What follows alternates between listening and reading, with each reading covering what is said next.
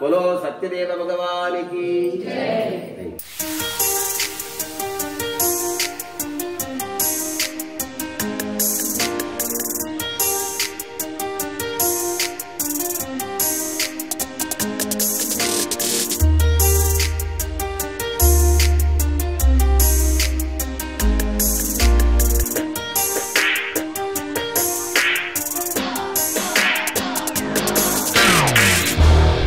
And అందరిలో ఉన్నారు. This is Kalyan Babu and welcome to my channel అమెరికాలో ఒకటి.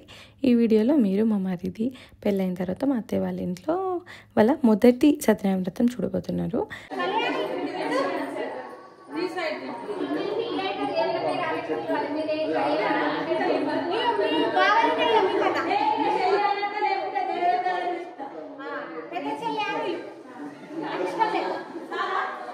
సో ఇవాళ వాళ్ళదైతే వ్రతము. అండ్ నేను అగైన్ ఏదైనా చీర అట్లా అనుకున్నాను, కానీ కశ్వి కొద్దిగా అటు ఇటు ఇబ్బందిగా ఉండేసరికి ఇంట్లో కూడా అంత హెల్ప్ లేకపోయేసరికి అండ్ కొద్దిగా ఈడే పడుకున్నాను అన్నమాట. వ్రతం స్టార్ట్ అవ్వడానికి ఆల్మోస్ట్ 1 అలా అయింది. అందరికీ నిద్రలు ఉండవు కదా, కంటిన్యూగా వర్క్ అయ్యేసరికి లేచి అవన్నీ అయ్యేసరికి నిద్ర లేవు కాబట్టి అందరూ కొద్దిగా లేట్గా లేచండి, లైక్ 7-8కి లేచి అందరూ అవన్నీ అయ్యేసరికి అదే టైం అవుతుంది అని చెప్పేసి నేను కూడా కొద్దిగా 8-9 వరకు అలా లేచి అన్ని టేక్ కేర్ చేసి 11 వరకు అట్లా వచ్చిన తర్వాత ఈ హెల్ప్ ఇంట్లో పూజకి అవన్నీ హెల్ప్ చేసిండు అనమాట. అండ్ ఇంతకీ మీ ఇంట్లో సత్యనారాయణ వ్రతానికి సిరతో పాటు పిండి ప్రసాదం చేసుకుంటారా? కొందరు చేసుకుంటారు, కొందరు చేసుకోరంట. కానీ నాకు పర్సనల్గా సిరా ప్రసాదం కంటే పిండి ప్రసాదం అంటేనే ఇష్టం. యాక్చువల్గా పిండిలాగా ఉండాలి, ఇంకా ఫ్రూట్స్ కొద్ది తక్కువ వేసుకొని పిండి ఎక్కువ వేసుకుంటేనే నాకు బాగా ఇష్టం అన్నమాట. మీలో అట్లా సత్యనారాయణ వ్రతానికి ఎలా చేసుకుంటారు, ఏ ప్రసాదం అంటే ఇష్టం అన్నది నాకు కింద కమెంట్ చేయండి. మీరు వేసిరా?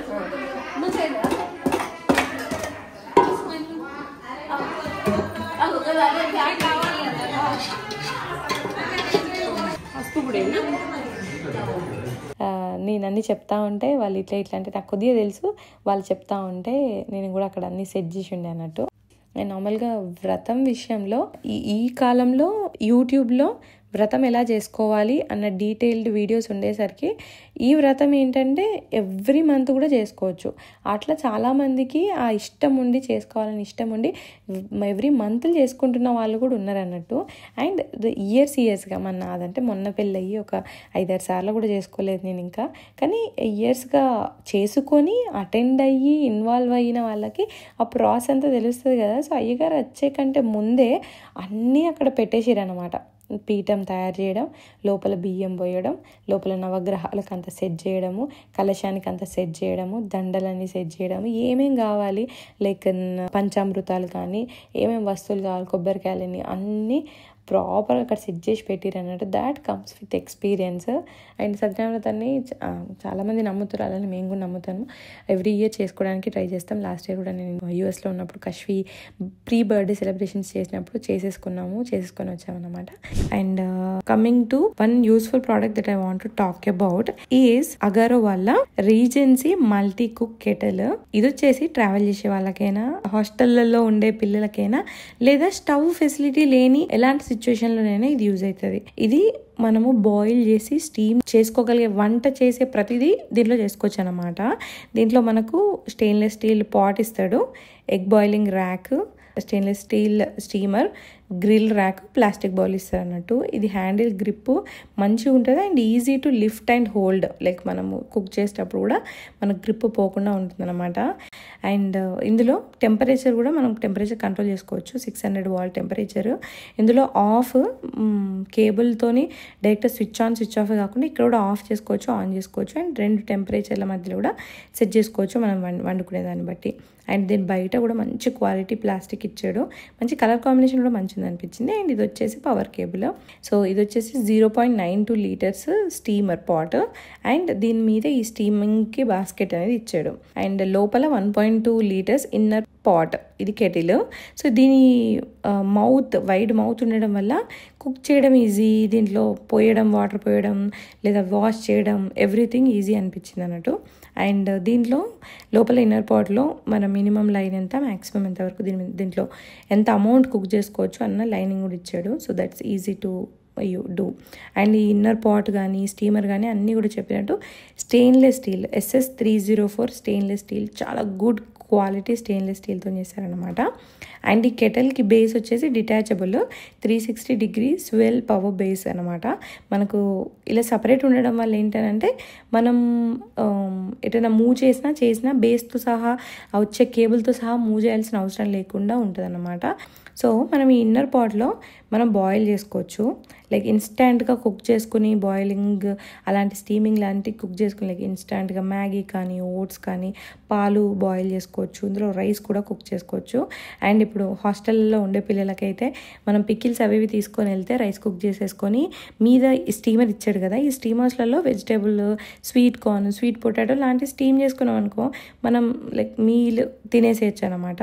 అంతేకాకుండా గ్రిల్ ర్యాక్ ఇచ్చాడు. దీంట్లో ఏంటంటే లోపల ఇన్నర్ పాట్లో గ్రిల్ ర్యాక్ పెట్టేసి వాటర్ పెట్టేసి దాంట్లో ఏదన్నా మునగకుండా బాయిల్ చేసుకోవాలనుకుంటే అలాంటివి మనము ఉడకబెట్టుకోవడానికి యూజ్ అవుతుంది అనమాట. అండ్ అంతేకాకుండా ఈ ఎగ్ బాయిలింగ్ ర్యాక్ కూడా ఇచ్చాడు. సో హాస్టల్లో ఉండే పిల్లలకు డైట్లీ వేయాలి, ప్రోటీన్ తినాలి, రెగ్యులర్గా ఎగ్ తినాలి అనుకున్న వాళ్ళకి ఎగ్ బాయిలింగ్ ర్యాక్ అయితే యూజ్ అవుతుంది. అండ్ ఈ ప్లాస్టిక్ బౌల్ ఇచ్చిండు. దీన్ని కూడా మనం స్టీమింగ్కి వాడచ్చు, ఇందులో ఏదైనా పెట్టి మనం ఉడకబెట్టుకోవాలి సపరేట్గా, లైక్ నీళ్లు పోకుండా ఉడకబెట్టుకోవాలి అనుకున్న దానికి వాడచ్చు. అంతేకాకుండా మనం స్టీమ్ వాడి బేకింగ్ లా కూడా చేయొచ్చు అనమాట, లైక్ కేక్ కూడా చేసుకోవచ్చు. కానీ నేను ఇక్కడ మీకు డోక్లా చేసి చూపిస్తున్నా. డోక్లా నార్త్ ఇండియన్ సైడ్ చాలా famous, very light weight and high protein snack అనుకోండి, బ్రేక్ఫాస్ట్ అనుకోండి, శనగపిండితో చేసుకోవచ్చు. వాటర్లో సాల్ట్, షుగర్, కొద్దిగా నిమ్మకాయ కలిపి దాంట్లో మెల్లమెల్లిగా కొద్దిగా శనగపిండి కలిపి దీంట్లో కొద్దిగా ఈనో అండ్ సోడా కలిపితే దీనివల్లనే బాగా ఉబ్బుతుంది అనమాట. అది స్టీమ్లో పెట్టుకోవాలి. నీళ్ళు ఫస్ట్ మసిలిచ్చి ఆ మసిలి దాని మీద ఇది గిన్నెలో పెట్టేసుకుంటే 15 minutesలలో అట్లా మంచిగా ఎంత ప్లఫీగా ఉందో. సో ఇట్లా దీంట్లో మనం బేకింగ్ లాగా కూడా చేయొచ్చు అనమాట. సో అట్లా లిటరల్గా you can make so much food ఇందులోనైతే. నాకైతే చాలా యూజ్ అవుద్ది అనిపించింది, ఎస్పెషల్గా ట్రావెల్ చేసే వాళ్ళకి, పిల్లలున్న వాళ్ళకి, ఇంకా హాస్టల్లో ఉన్న వాళ్ళకైతే very very very useful. Cleaning విషయానికి వస్తే డైరెక్ట్గా ట్యాప్ వాటర్ కింద కాకుండా చేత్తోని క్లీన్ చేయండి, బికాజ్ ఇది వాటర్ వెళ్ళకుండా జాగ్రత్త పడితేనే బెటర్. సో మీకు ప్రోడక్ట్ డీటెయిల్స్ అయితే కింద డిస్క్రిప్షన్లో ఇస్తాను, so you can go and check it out.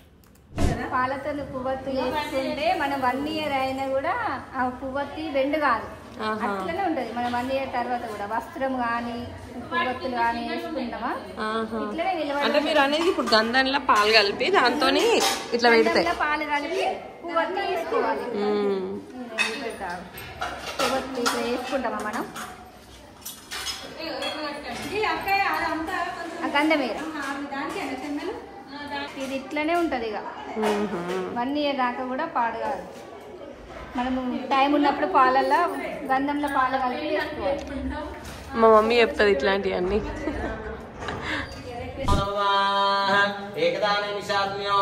ఈ వ్రతాన్ని కూడా ఒక ఋషి చెప్పిండు. ఇక్కడ ఏకదా నైమిషారణ్యం ఋషివత్సవన కాదయ. అందులో మహాముని అంటే పెద్ద మనిషిని చూశారు, ఈ విధంగా అడిగారు, అయ్యా ఏ వ్రతం చేస్తే, ఏ తపస్సు చేస్తే మానవులకు కోరిన కోరికలు సిద్ధించి మానవులు సుఖంగా సంతోషంగా స్వర్గానికి వస్తారు, అట్టి దారి తెలుపుకొని శమనకాల ఋషులందరూ కూడా కోరారు. మనం ఎంత సంపాదించిన మనం ఎప్పుడైనా వస్తా ఏది రాదు, మనం చేసిన పుణ్యము పాపము అనేది తప్ప. ఏ వ్రతం ఎట్లా చేయాలి, ఎప్పుడు చేయాలి, ఈ వ్రతం వల్ల లాభం ఏమిటి అన్నారు. పెళ్లి కాకుండా నీ మనోజీవనం వ్రతం చేసిండా? ఏం చేయలేదు, ఇప్పుడే మొదలవుతుంది. ఎందుకంటే భార్య దాకా అన్ని జ్ఞాపకం వస్తాయి, కుటుంబం నాది వ్యవస్థ ఇదంతా కూడా జ్ఞాపకం వస్తుంది. 2 రోజులు 10 దాకా పోయినా అమ్మ ఏమని లేదు, కానీ 8 గంటల వరకు ఎత్తారు చూడు రాత్రి. అవునా? ఎందుకంటే ఆ భార్య ఉంటుంది. అందుకనే స్త్రీలతో చేయబడే వ్రతాలు. 2 రోజులు బ్రహ్మచారిగా పోయినా ఎవ్వరేమనలేదు, నువ్వు దుబాయ్ పోయినా, మస్కట్ పోయినా, అమెరికా పోయినా అని ఏమనలేదు. ఇప్పుడు మాత్రం ఆమె రాకపోతే ఏమైనా అర్థపోతామని ఏమన్నా రావన్నమాట.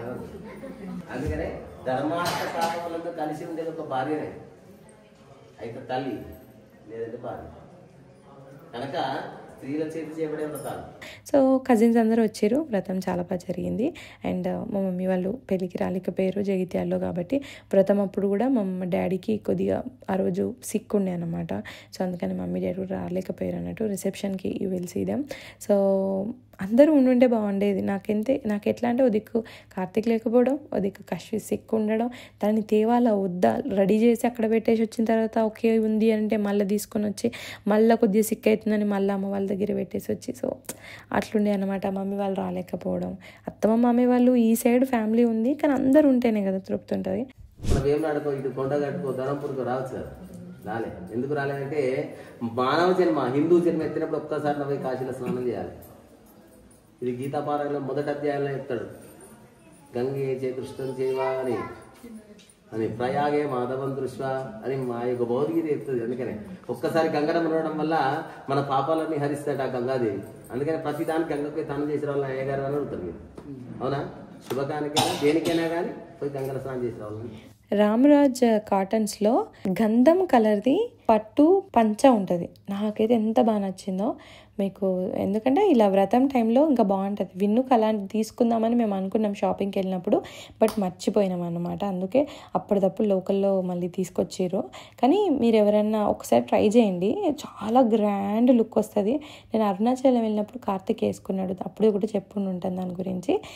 ఒకసారి చూడండి, లైక్ మీ హస్బెండ్స్కి బ్రదర్స్కి ఎవరికోసమైనా చూస్తుంటే ఒకసారి రామరాజ్లో పర్టికులర్లీ గంధం కలర్ది, వైట్ కాదు గంధం కలర్ అయితే చాలా బాగుంటుంది, అంటే సెట్ లాగా వస్తుంది.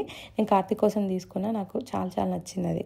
ఒకరోజు కాదు, 2 రోజులు కాదు, ముడిసింది వారం రోజులు. రాజ్యంలో ఉండే మంత్రి కూడా కలుపుతున్నారు. మీకు ఎట్లా ఇవ్వమంటారంటే ఆ మిగిలిన ప్రసాదం అయినా నాకు పెట్టండి అన్నాడు. అందుకని సత్యనారాయణ స్వామి ప్రసాదం అంత గొప్పది. ఎవరైనా పెడతా అంటే వద్దన్నారు, మనం తినకుండా పక్కల కన్నా పెట్టాలి తీసుకొని. కనులే కన్నులట తన కథ వింటే ఎవరికైనా జన్మ ధరించునట.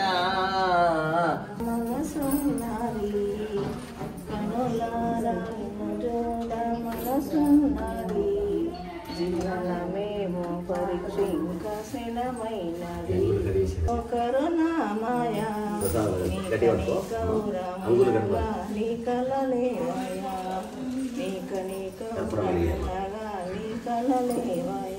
అండ్ ఇది చూస్తే ఆబ్వియస్లీ నా వెడ్డింగ్కి రిలేటెడ్ కొన్ని కూడా గుర్తొస్తున్నాయి. అదేంటంటే మా పెళ్ళి తర్వాత మా అమ్మ వాళ్ళ ఇంట్లో సత్యనారాయణ వ్రతం చేసుకోవాలనేది యాక్చువల్ ప్లాన్. కానీ మీకు ముందు చెప్పాను అదేంటంటే నా పెళ్ళయ్యాక 2 డేస్కి మా నాన్నమ్మ చనిపోయింది. పెళ్లి టైంలో కూడా మా నాన్నమ్మ బాగాలేకుండే, she was very serious and నన్ను మెంటలీ ప్రిపేర్ చేశారనమాట పెళ్ళికి.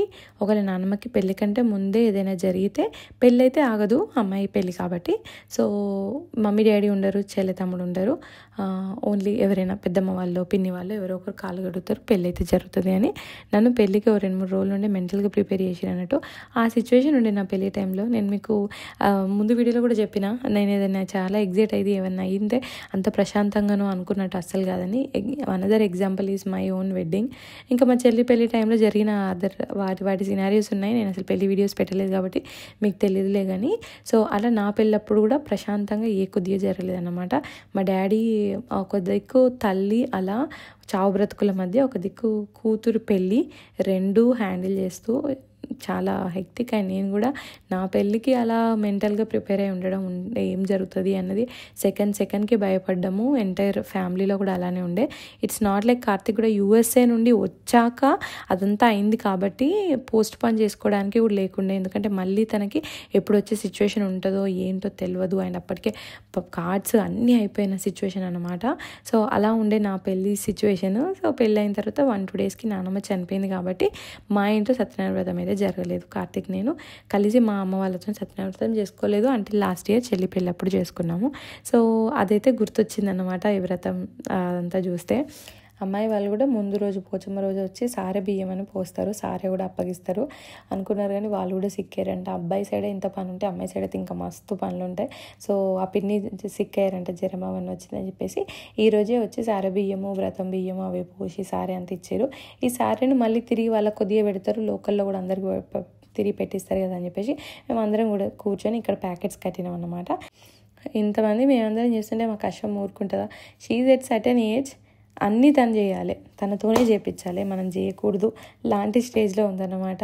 నాకు పసుపు ఇవ్వండి, నాకు పిండి ఇవ్వండి, నేను ఇట్లా కడతా, మనం ఎట్లా చేస్తే అట్లే చేస్తా అనే ఏజ్. అట్లా కూర్చుంది, తను కూడా కూర్చొని ఏదో తనంతా తను చేస్తా అన్నట్టయితే కూర్చుంది అన్నట్టు. సకినాలు, కుడకలు, తెల్లపిండి, పసుపు, కుంకుమ లడ్డూలు.